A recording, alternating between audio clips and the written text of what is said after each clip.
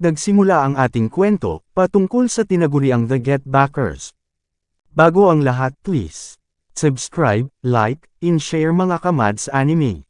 Habang nagmadaling tumakbo si Natsumi, naghanap siya ng maso-shortcutan, at may nakita siyang isang pusa, kaya kinunan niya ito ng litrato. Ang hindi niya alam may mga yakuza at pulis na may transaksyon doon. Nang makita siya ng pulis, agad siyang hinabol nito. Nang nahawakan niya si Natsumi, kinunan niya ito ng picture sa mukha at dito na rin siya nagkaroon ng pagkakataon makatakas. Ang hindi niya alam na kuha pala ng pulis ang kanyang mascot kitty doll. Kinabukasan habang papunta sa paaralan na isipan ni Natsumi na puntahan si Paul, na kaibigan ni Jin at Ban. Habang naghihintay si Natsumi, inalok ni Paul si Natsumi ng pizza. Hindi nagtagal dumating ang dalawa na nag-agawan ng pizza, sinaway naman ni Paul si Jin at Ban. Dahil nasa harap nila ang kanilang kliyente, dito na tumigil ang dalawa. Agad namang nagpakilala si Ban at sumunod naman si Jin, at nagpakilala na rin si Natsumi sa kanila. Dito na sinabi ni Natsumi ang gusto niyang maibalik na kitty doll sa kanya. Ayaw sanang tanggapin ni Ban ang trabaho, dahil wala itong pang down payment na pera, pero nang may kwento na ni Natsumi kung gaano kahalaga sa kanya ang kitty doll, pumayag na rin sila. Nang papauwi na si Jin na imagine niya ang kanyang nakaraan, na siya ang leader ng kanilang grupo na tinatawag na The Vaults, at biglang nahinto ang kanyang imagination nang batukan siya ni Ban. At habang nagsisearch ang pulis sa computer, laking gulat niya na may nakakita sa kanyang ginawa, balik eksena. Nag-umpisa na sina Jin at Ban magtrabaho, pinuntahan nila ang opisina kung saan nila makikita ang pulis.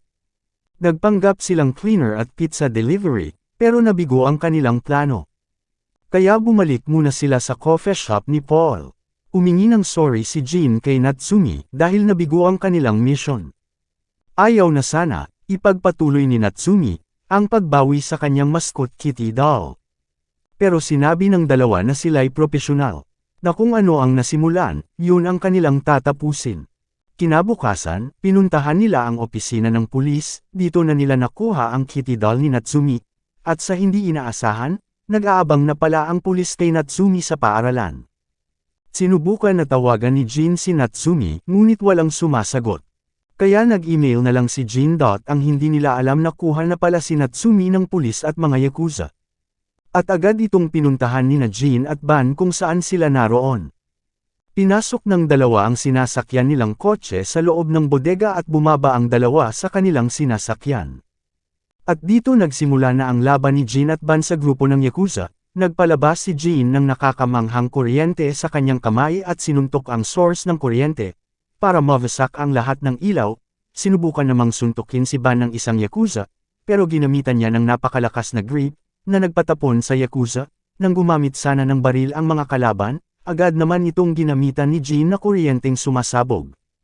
Nang makita ng pulis, na nag-iisa na lang siya, agad na niyang hinostage si Natsumi.